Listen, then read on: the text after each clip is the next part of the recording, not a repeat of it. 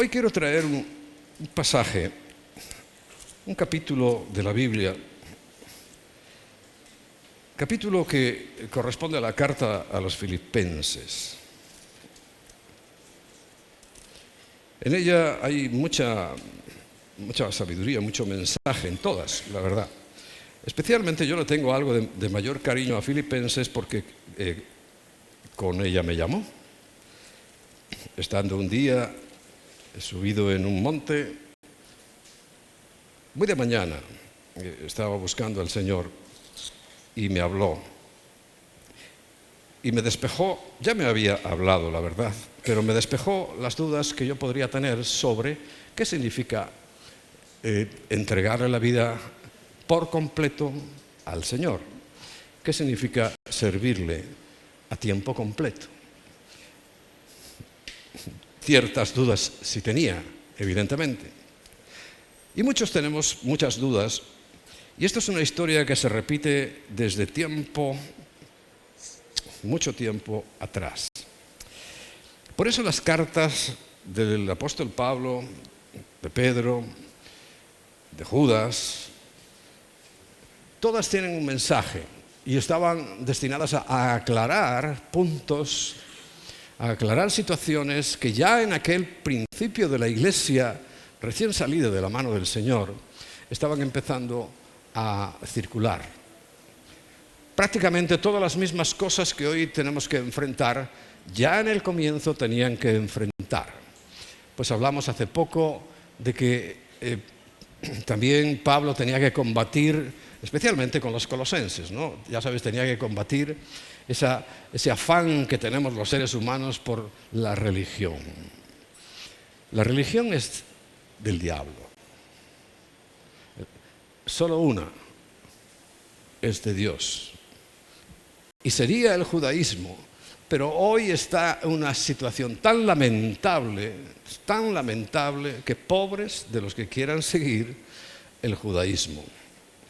¿Por qué? Porque no los va a llevar a ningún resultado. Porque hoy, por haber rechazado, y eso lo dice en Juan, el Evangelio de Juan, en el capítulo 1, por haber rechazado a Cristo, están en una situación que podríamos llamarle de maldición, podríamos llamarle, y seguramente acertaríamos. Porque de aquel tiempo para acá, y recordad la semana pasada, creo que fue, estuve recordando lo que significaba, por ejemplo, una fecha, el 9 de Av, del mes de Av, en el calendario hebreo. Terrible, terrible. Cosas que les pasaban y les pasaron siempre por el mismo motivo, dejar a Dios de lado. Si leyeran todos los días el Salmo 89, 15, se darían cuenta que aprendiendo a alabar a Dios, tienen las posibilidades de andar en luz, en su luz, además, no en luz cualquiera, sino en la luz de Dios. Pero la historia se ha ido repitiendo y repitiendo. Y cualquier otra religión no viene de Dios. Muchos piensan que Jesucristo vino a fundar una nueva religión. Mira, si eso fuera verdad, piensa conmigo un instante. ¿Quiere decir que la religión que había propuesto el Padre falló? He dicho que están bajo es una maldición, porque dice que oyendo no oirán y viendo no verán, pero no ha caducado. El judaísmo, la religión judía, no ha caducado, está en una situación pésima, lamentable. Pero si Cristo hubiera venido a fundar otra religión, estaría diciendo que Dios no es perfecto. No, porque Él propuso algo y no sirvió. Era malo, era defectuoso. Y yo personalmente nunca atribuiré nada defectuoso a Dios, porque Él es perfecto en todos sus caminos. Otra cosa es que nosotros seamos tan torpes, que seamos incapaces de entender. Como por ejemplo eso, muchos están convencidos que somos de la religión cristiana, pero eso no existe. Estarán diciendo, pero bueno, ¿qué le ha pasado a este pastor que dice que no existe la religión cristiana? Y te lo afirmo y reafirmo. No existe ninguna religión. No vino a fundar otra religión, que además se dedica a competir con la del Padre. Se dedica a matar a los de la religión del Padre. A ver, pero es que no tiene ni pies ni cabeza. Pero, ¿sabes? Hay una frase en España, muchas me gustan, hay una que usamos mucho que dice que el sentido común es el menos común de los sentidos. Y la gente ya, y sobre todo en esta época, donde deberíamos tener con tanta información y con tanto que nos está llegando una capacidad de análisis, de comprensión enorme. Sin embargo, ¿no te das cuenta que estamos como rodeados de tontos? ¿Tontos de remate? Vi el otro día una pareja que se creen gatos. Se disfrazan de gatos y están ahí. Bueno, es que eso es la estupidez elevada al cubo. ¿Y cuántos de esos hay? Hemos llegado al punto de que con tanta información hoy puedes consultar. Mira, ayer se me quedó, no sé, iba a prepararme algo porque Emma había ido a comprar una cosa y me dejó la cena. Bueno, no sé qué hice y atasqué la vitrocerámica. Y no pude hacer la cena porque no la pude encender. Tiene un seguro para niños. Pero es muy fácil. Vas a internet, ya llegó, miró en internet cómo se desbloquea, ¡pum!, ya está. Todo lo tienes en internet. O sea, tenemos una información tan amplia, tan grande, y esta sociedad se ha estupidizado a niveles profesionales, literalmente. Es una pena, pero es así. Siempre, hace muchos años que lo digo, y todavía la tecnología iba avanzando, pero ni siquiera pensar lo que hoy podemos tener, ¿no? A medida que la sociedad avanza, se está haciendo un gigante tecnológico. Lo estamos viendo. Tienes ahí en tu bolsillo, en tu bolso, un aparatito que está sustituyendo a un ordenador que en el tiempo cuando empezaba esto podría ser casi como una habitación para poder dar una parte de la información que hoy ahí en tu teléfono lo procesa y te trae. Increíble. Increíble. Yo empecé a estudiar informática cuando el primer año que se hizo carrera universitaria. Evidentemente lo dejé. La informática. Y bueno, repito, ocupaba una habitación entera. Había que hacer unas fichas, ¿recordáis? Se metían unas fichas. ¿Alguien recuerda eso? Estoy hablando de prehistoria de la informática. Unas fichas que se hacían unos cuadraditos, ¿cómo se llama eso? El organillo. El organillo que tocan ahora estos días ahí en la verbena de la Paloma. Habéis ido, ¿no? Que os he pillado. Pues lo que lleva es unas cintas perforadas y según pasa el ti, ti, ti, ti, ti, ti, ti, va haciendo la música. Bueno, así empezó la informática, ¿no? Realmente eran esas tarjetas, había que programarlas en un lenguaje. Me acuerdo que había dos principales, el Fortran y el COBOL. Y ponía la tarjetita y el ordenador hacía lo que la tarjetita le indicaba. Imagínate hoy, es tan distinto. Gigantes tecnológicos. Están haciendo cosas maravillosas. El otro día me enviaba a Manu Ventura, que Dios lo tenga guardado porque se ha ido a Venezuela, a su país, porque ya aquello no está muy bien. Y que hay un científico que está a punto de poder trasplantar una cabeza, al estilo Frankenstein, ¿no? Una cabeza, y parece que es verdad.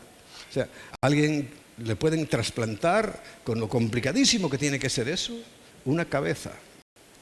Y sobre todo si le sale mala, imagínate, si le sale wok, qué desastre. Bueno, o sea que gigantes, pero repito, ante todas las posibilidades que tenemos hoy la humanidad delante, somos enanos morales. Nunca la degradación del ser humano ha llegado a tales niveles, que ni siquiera saben si son hombres o mujeres.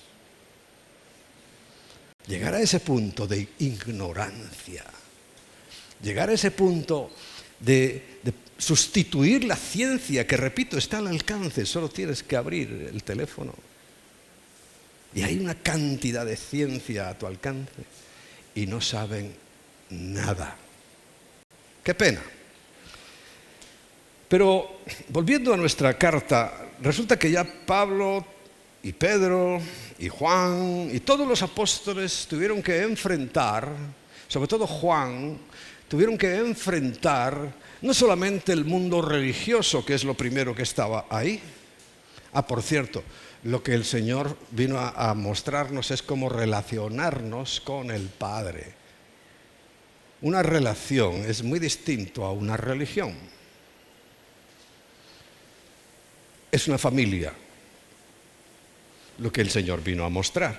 Por eso dije, ni siquiera se metía en los templos, se andaba por ahí, por las ciudades. Sí, alguna vez iría a la sinagoga, etcétera, etcétera. Y él iba al templo, evidentemente, ¿no? Pero nunca lo puso como algo necesario e imprescindible. Porque, repito, él nos vino a conectar con el Padre, a que entendamos quién es el Padre.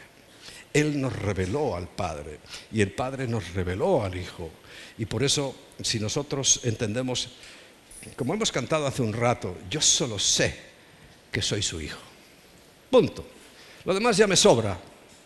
Porque cuando sabes que eres hijo o hija de Dios, tienes todo. Todo. Mira, yo estoy enamorado de mi nieto. Ya mi hijo me comió el coco cuando lo tuve. Pero ahora ya mi nieto ni te cuento, porque además es que no tengo intención de disciplinarlo, porque es responsabilidad de los padres. Y yo estoy enamorado de esa criatura. ¿Cómo me ha...? Y se lo decía, Señor, ¿será que tú nos amas así? Pero estaba diciendo una tontería, porque si yo soy capaz de amar a Mateo de esa manera, ¿cómo nos amará Dios a nosotros?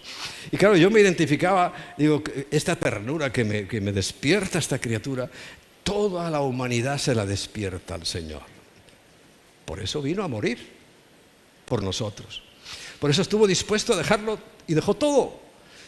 Y no solamente era dejar todo. Tú ahora te mudas y vives en La Moraleja y te mudas a un barrio marginal, a una chabola, a que no te gustaría. Bueno, eso es lo que hizo Jesús. Dejó la gloria, el esplendor del cielo y ya solamente venir aquí a la tierra, y sobre todo en aquel tiempo que no había ninguna comodidad de las que hoy vemos. Ninguna. Hemos ido creciendo, gigantes tecnológicos, recuerda. Y tuvo que venir en ese tiempo y lo hizo exactamente por eso, por amor. Por amor. Sí. Y esa es la única razón. Y porque le movimos a misericordia, a compadecerse de nosotros, no nos quiere. El otro día lo leí hace 2 o 3 semanas, que creo que era en Ezequiel 33. Dios no quiere la muerte de los pecadores. No la quiere, no la quiere. Él quiere la salvación de los pecadores. ¿Cómo nos ama? Claro, es muy triste que terminando la vida de cada uno en particular y la de la humanidad en general, pues tengan que pagar las consecuencias de haber rechazado ese amor.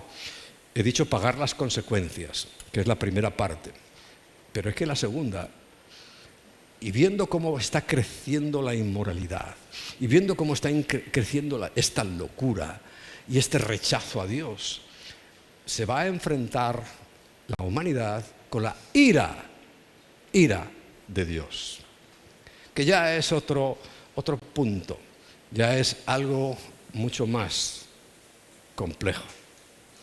Dura cosa es caer en manos del Dios vivo, lo dice. Hombre, pero no es para nosotros, porque nosotros hemos caído en sus manos. ¿Y qué ha hecho? Pues bendecirnos, cuidarnos, amarnos, protegernos.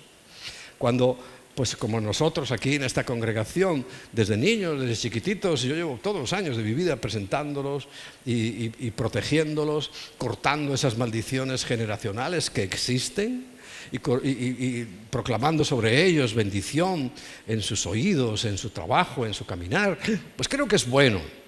Ahora, no es una fórmula mágica, porque hay algunos que han fallado, de los que hemos presentado aquí, pues son verdaderas casi delincuentes, pero la mayoría no. Y si algo, sabes, hemos comprobado con satisfacción, es que la mayoría, pero la mayoría muy grande de toda la congregación, de los niños, de los que han nacido ya entre nosotros o los que han venido muy pequeños, están en la iglesia. Están aquí. Especialmente para nosotros, para Emma y para mí, es una satisfacción que todos los hijos de los pastores, y tú dirás, es obvio, no, los hijos de los pastores terminan tan quemados del ministerio de sus padres, que no quieren saber nada ni de la iglesia, ni siquiera de Dios.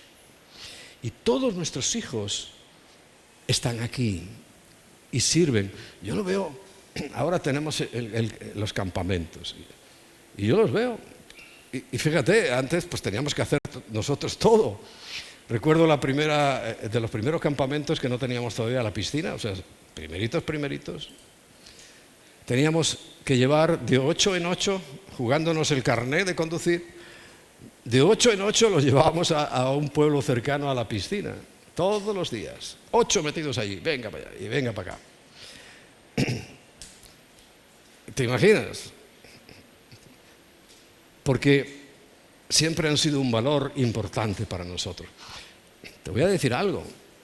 Tenemos el privilegio de tener 2 puntos reservados para el reino de los cielos. 2 trocitos de tierra que son propiedad. Hemos recuperado la propiedad que Dios le dio a Adán y a Eva. En este trocito, donde estamos, es de la novia de Cristo, que es la iglesia, o sea, nosotros. Es nuestro. Y por tanto aquí no tiene ningún derecho y ni tiene ninguna autoridad, porque hemos recuperado la tierra.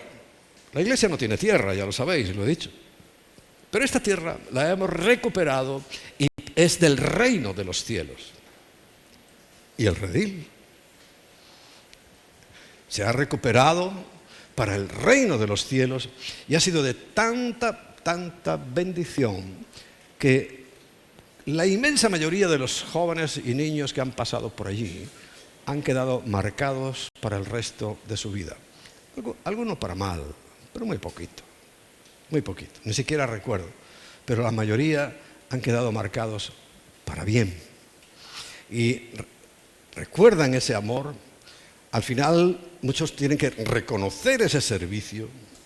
¿Tú sabes cuánto trabajo tienen los jóvenes? Y repito, yo solo los veo, ahora estoy allí mirando. Salgo por ahí, miro y los veo a ellos llevando toda la responsabilidad. Eso es una maravilla. Es que no te puedes imaginar lo feliz que me siento de ahora yo no hacer nada. Sí. El otro día me contaba aquí que estuvo en una iglesia que se estaba desbaratando, por cierto, porque el pastor lo hacía todo. Le decía hasta a la gente cómo tenía que vestir. A él le dijo cómo tenía que vestir. O sea, que es un tipo controlador. ¿A qué le tendrá miedo? ¿A que haya otro mejor que él? Yo no tengo ningún temor a que haya otro. Ojalá todos sean mejores que yo. Y los oigo predicar. Y los oigo moverse, y es que, vamos, yo estoy contentísimo, porque ahí estoy viendo que no nos equivocamos en el planteamiento. No es una congregación, no es una institución, es una familia. Como tal funcionamos y funcionaremos, y que no permita el Señor que nos desviemos de ese propósito que Él trajo a la tierra. Que Él trajo a la tierra. Bueno, hay otras muchas causas por las cuales evidentemente el satanismo y todo se quería meter en la iglesia. Entonces a los filipenses les escribe una carta muy interesante. Desde el saludo ya tiene un buen mensaje. Dice el versículo 3, doy gracias a mi Dios siempre que me acuerdo de vosotros, siempre en todas mis oraciones, rogando con gozo por todos vosotros. ¿Pero qué era específicamente? Dice, por vuestra comunión en el Evangelio. O sea, tenían un pensamiento común sobre el Evangelio. Tenían un pensamiento común sobre la salvación.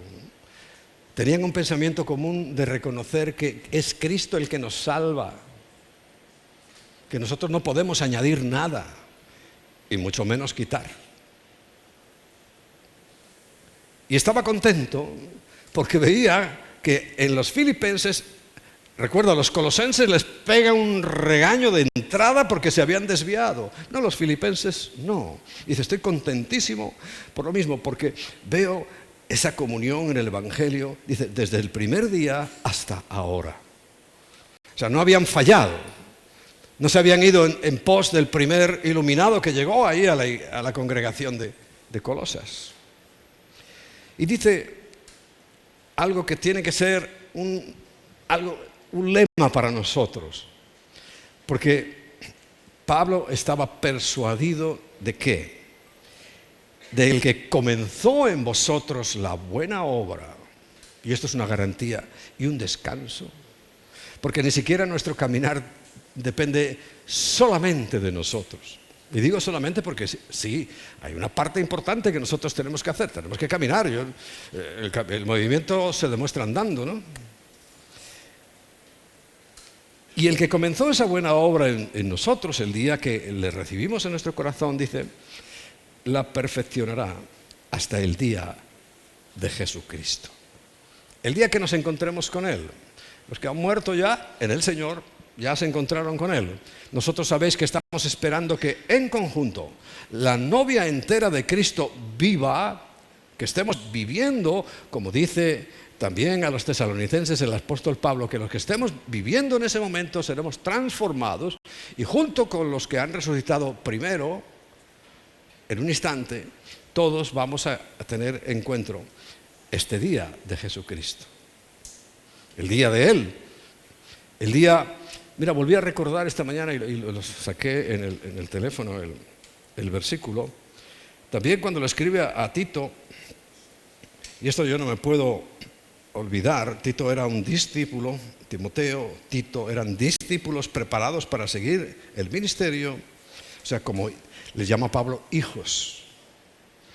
Y Pablo también esperaba lo mismo, estar un día mirando y observando lo que hacían Timoteo y Tito, y otros más, dice en Tito 2:14, quien se dio a sí mismo, Jesucristo se dio a nosotros para redimirnos de toda iniquidad, liberarnos de toda iniquidad, toda.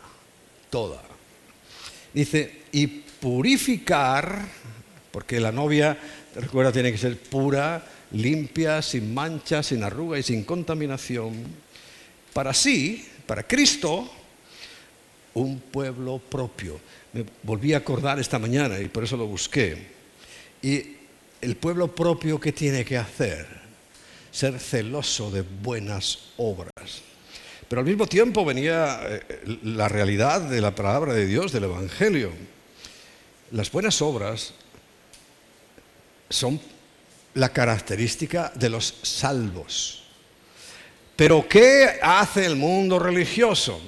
Poner, también como decimos en España, poner la carreta delante del burro. No, la carreta va detrás y el burro delante.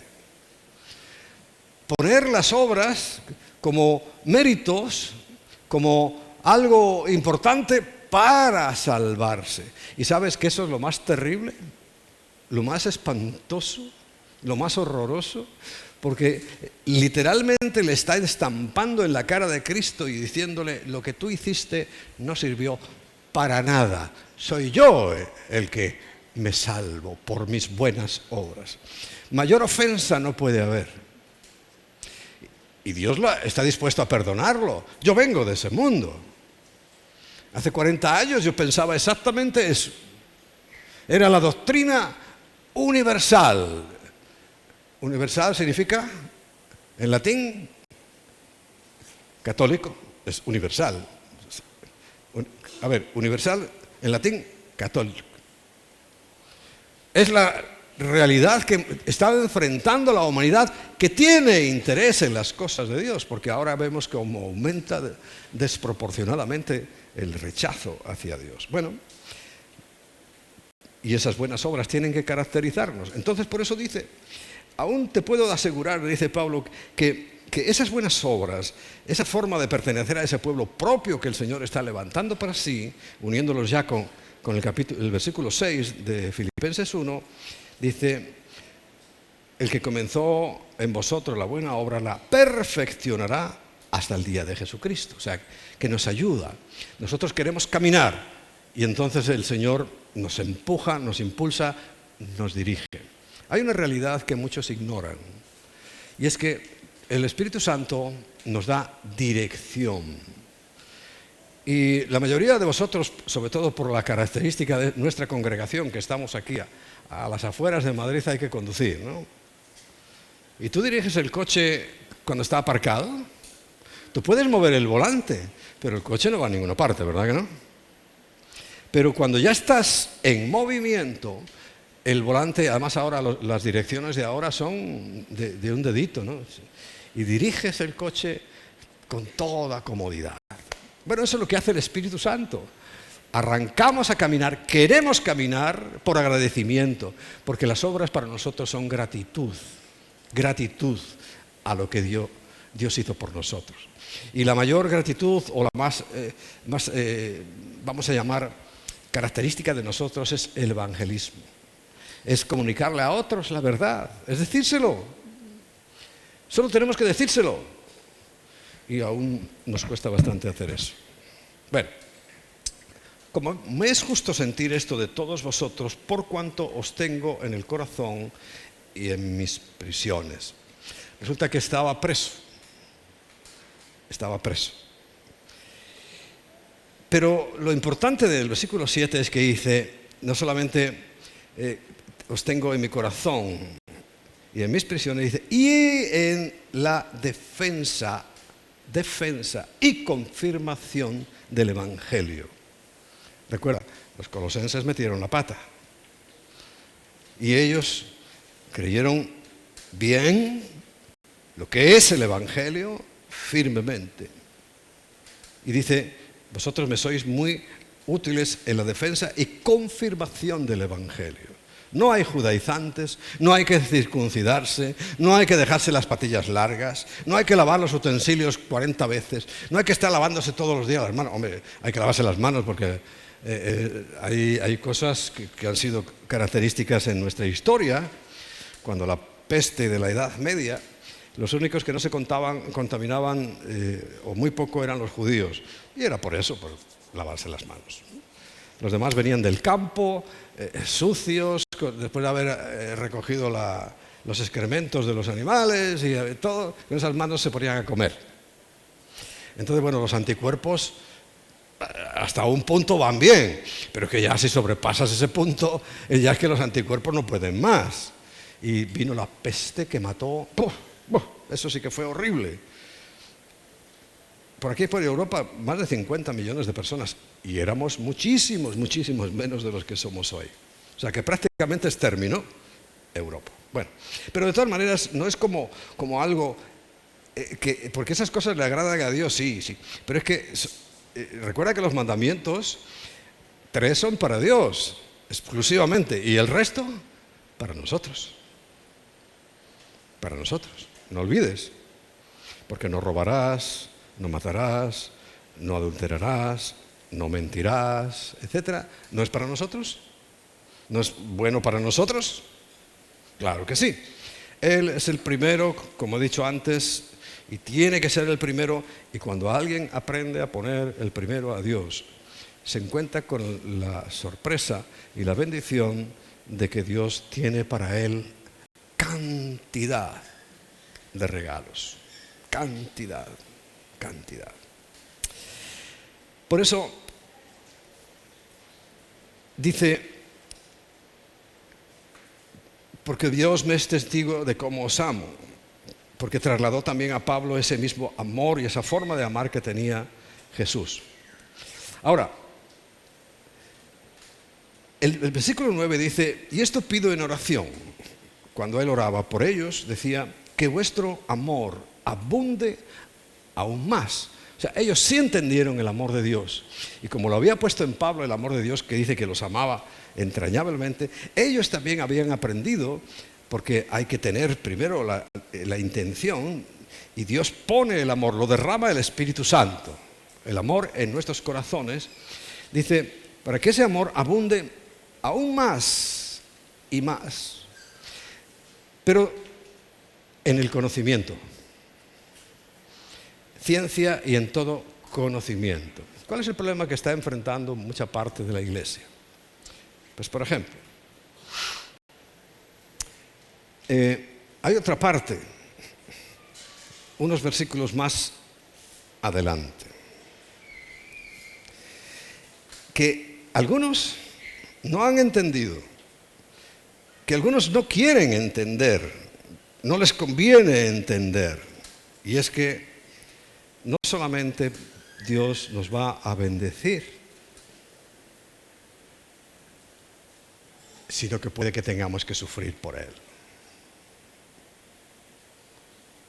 Puede que tengamos que tener dificultades por el Evangelio. Y digo puede, pero en realidad tenía que decir que se van a producir dificultades. Yo desde que me convertí, esto lo he contado, perdí a mi familia. Literal. Perdí a mi familia.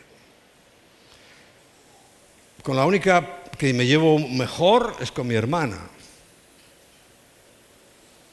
Los demás, incluso mi otro hermano, bueno, ya los de mi padre biológico, los que conocéis un poco mi historia, sabéis que yo tengo un padre biológico y uno adoptivo. Pavón es el adoptivo. Bueno, del biológico es que hay una que ni siquiera quiso conocerme. De 3 hermanos que tengo por parte de mi padre biológico, hay una que no me quiso conocer siquiera, y ni yo a ella la conozco, ni en fotos, yo no me acuerdo. Y de mi padre adoptivo, pero madre común, es mi madre, ¿no? Era mi madre, pues resulta que solo mi hermana, y agradecido que por lo menos ella está mostrando que todos los años de oración y de insistir y de compartir le está teniendo su fruto.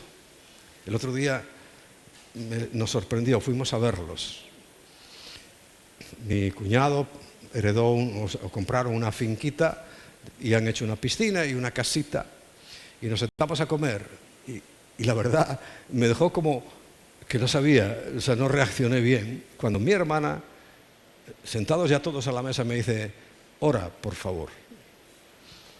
Inaudito. Fue tan chocante que me quedé casi en blanco cuando mi hermana me dice, ora, para bendecir los alimentos. Siempre lo hago igual, ¿eh? A mí me da lo mismo. Pero que me lo pidiera ella. La verdad que todavía lo tengo ahí diciendo, hay milagros, están pasando cosas hermosas. Bueno, ciencia y conocimiento. Porque una de las cosas que Pablo le dice a la gente es, porque a vosotros, versículo 29, porque a vosotros os es concedido a causa de Cristo. A nosotros nos es concedido a causa de Cristo, no solo que creáis en Él, esta es la parte buena, pero fíjate la segunda parte, también nos es concedido que padezcáis por Él. Es una concesión, parece que es algo que sí tiene, recuerda la semana pasada estábamos hablando, o la otra, ¿no? Es que ya no recuerdo, entre los que pierden la recompensa y sufren pérdida, y los que ganan y tienen una recompensa. Bueno, Pues el sufrir por el Evangelio, porque decimos, claro, fíjate, nosotros estamos aquí de maravilla, bendecidos, cuidados, no tenemos ningún problema, realmente no tenemos ningún problema. Pero claro, ya sabes que nosotros contribuimos económicamente con un ministerio que ayuda a la iglesia perseguida, porque hay partes de África, partes de Asia, partes de muchos sitios donde la iglesia está perseguida, donde los van a matar en cualquier momento, los van a aniquilar, les queman las iglesias. Claro, lo vemos desde nuestro punto de vista. Entonces, ¿qué tenemos que pensar? Mira, a ellos también se les ha concedido ser perseguidos. Y yo pienso, sin tener ninguna envidia, porque todo para el Señor no tenemos ningún problema, que ellos van a tener una mejor recompensa. Ellos sí están edificando oro, plata y piedras preciosas, que yo pienso que principalmente y para todos es el servicio, es la honestidad y la verdad, vivir para Dios. Recuerda, y la madera, el heno y la hojarasca es vivir para uno mismo, aún en la iglesia. Bueno, qué maravilla, pues a ellos también se les ha concedido esto. Pero aquí hay personajes que dicen, no, todos los cristianos tenemos que ser prósperos. ¿Y Pablo? ¿No era cristiano? 2 veces lo dejaron por muerto. Semejante paliza le metieron que lo tiraron por ahí como si ya estuviera muerto. ¿No era cristiano entonces? Según el criterio de algunos que no les entra en la cabeza. Entonces su recompensa va a ser pequeña o pérdida. Hubo un incidente hace poco con ese asunto, atreviéndose a llamar hereje al que estaba compartiendo esto. Uy, mal rollo. Porque es una de las cosas que Pablo les valora. Pero claro, si tú no entiendes el versículo 21, porque para mí el vivir es Cristo y el morir es ganancia. En nuestra mentalidad es pérdida, se acaba todo, se muere uno ya. Es ganancia. Y lo explica. Mas si el vivir, dice el versículo 22, en la carne, resulta que es en beneficio de la obra que hacemos aquí, no sé entonces qué escoger. Si que lo maten o seguís viviendo. Pues de ambas cosas estoy puesto en estrecho, o sea, ambas cosas son para mí lo mismo, valorables, ¿no? Porque dice, teniendo deseo de partir.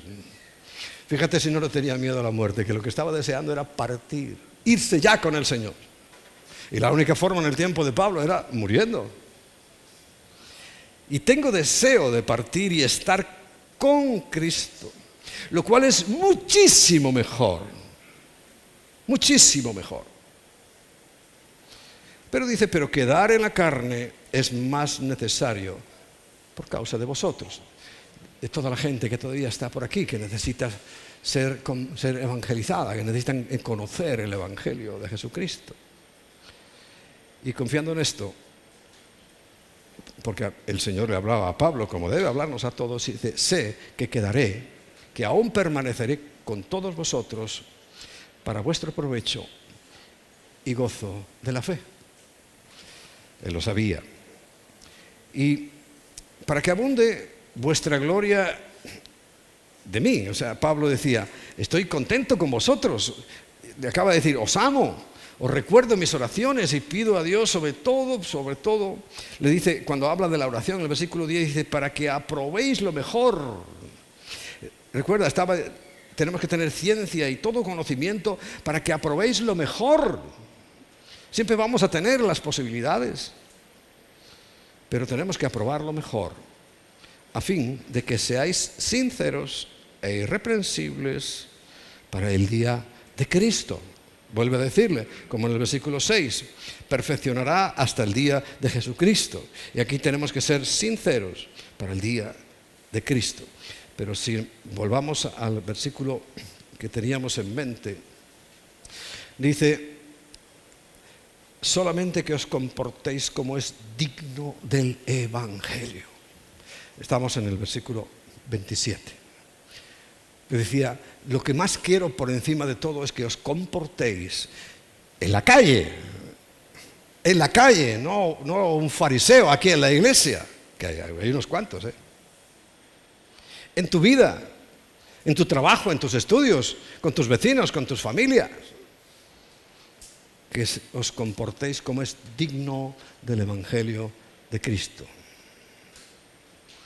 Para que, en el caso de Él, sea que vaya a veros o que esté ausente, oiga de vosotros que estáis firmes en un mismo espíritu, combatiendo unánimes por la fe del Evangelio.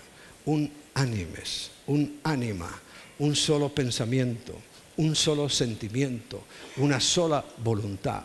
Eso es lo que pide una y otra vez el Señor de nosotros, que seamos unánimes. Y en nada intimidados por los que se oponen, para que ellos ciertamente, porque para ellos, ciertamente es indicio de perdición, pero dice, más para vosotros de salvación, y esta salvación es en Dios. Y el versículo 29, nos es concedida la salvación gratuita, pero también dice la persecución, poder padecer por Él, como Pablo lo mostró una y otra vez. Yo no estoy como profetizando que pueda haber dificultades, pero las puede haber. Y el hecho que tenemos que estar muy agradecidos de que Dios esté bendiciéndonos de esta manera como lo hace. Tenemos que saber que es un regalo que nos está haciendo el Señor. Un regalo. Y bajo la premisa de que nosotros estamos conscientes de que tenemos que buscar siempre andar en la verdad. Aquí acaba de decirles ahora que tiene que ser sincero. Bueno, la miel también tiene cera, pero uno fácilmente distingue cuando una miel es buena o cuando es una cera en vez de miel. Pero la expresión se está refiriendo en la época de los griegos a algo que estaba el engaño de por medio. Los alfareros, cuando hacían sus cacharros de barro, si quedaba algún defecto, si quedaba alguna grieta, ¿sabes con qué la tapaban? Con cera. Antes de pintarla. Luego la barnizaban y todo eso, pero tenía partes de cera. ¿Y cómo se probaba? Se ponía al sol, por eso tenían un precio más caro, ya él mismo anunciaba, mira, esta tiene cera y esta otra es sin cera, no tiene cera. Porque si querían hacer trampa al ponerla al sol, la cera se empezaba a derretir y dejaba las grietas o los agujeros o lo que tuviera aquello. Así es nuestra vida. Siempre vamos a ser probados, como os dije la semana pasada. Tenemos que ser probados y ser hallados en buena disposición, sabiendo que es el Señor el que va a promover todo eso. En este capítulo, que es el saludo, pero lo principal, recuerda, es el versículo 21. Para mí el vivir es Cristo y el morir es ganancia. Es lo que hoy quiero dejar en vuestros corazones. Si este versículo se hace una realidad, si tú piensas y meditas, bueno, pero ¿qué importancia tiene la muerte? Pablo no es que fuera un suicida que estaba deseando morir, pero estaba deseando ya no morir, estar en la presencia del Señor, estar con Él. Estar con Él. Por tanto, todo ese amor que Pablo recibió de parte del Señor y que transmitió vemos que con mucho éxito a los filipenses, y que nosotros venimos de hace 2000 años trabajando para que haya el mismo sentir, para seguir transmitiendo ese mismo amor por Dios en primer lugar, porque es el primer mandamiento: amarás al Señor tu Dios sobre todas las cosas, pero también al prójimo, a los demás. No hay mayor muestra de amor que aquel que da su vida, como Él nos lo mostró. Pero nosotros tenemos también muchas oportunidades de mostrar el amor. Repito, somos muy bendecidos, pero no podemos olvidar a aquellos que están padeciendo y sufriendo. Pero hoy quiero que, si tú tienes a Cristo realmente, ningún temor, porque tiene que ser que para ti el vivir sea Cristo. ¿Y qué significa esto? Todo lo que hagas, que sea oro, plata y piedras preciosas, eso es vivir para Cristo. Porque lo contrario, como la semana pasada vimos, madera, heno y hojarasca, es vivir para ti, para tus intereses, para lo que tú quieres. Y eso no es así. Eso no es la voluntad de Dios. La voluntad de Dios es que nos da el privilegio y nos concede también padecer por Cristo. Vamos a ponernos en pie. En esta mañana ya entregamos este tiempo que juntos tenemos el privilegio de poder estar.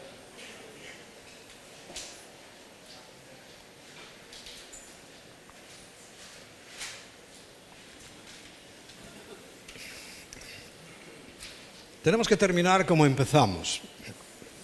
Para alguno que no ha estado mucho por aquí en la congregación, se habrá fijado o no, si no, pues ahora te paso la nota. Cuando ponemos la palabra aleluya en la Biblia y en todas partes la vas a encontrar aleluya, así como suena, pero cuando la escribimos nosotros, empieza con una H y termina con una H. Y se pronunciaría aleluya. ¿Por qué? Si tú examinas los salmos, se llaman Tehilín. Y cuando se expresan, cuando se manifiestan a Dios, es un Halel. Esto lo hacen los hebreos. Los portadores iniciales y que van a ser portadores finales también, aunque hay este intermedio de la gracia. Ellos, cuando le cantaban a Dios, le estaban cantando un Halel. Y encontrarás en tu Biblia también que a veces el nombre de Dios se abrevia con 3 letras. Y-A-H,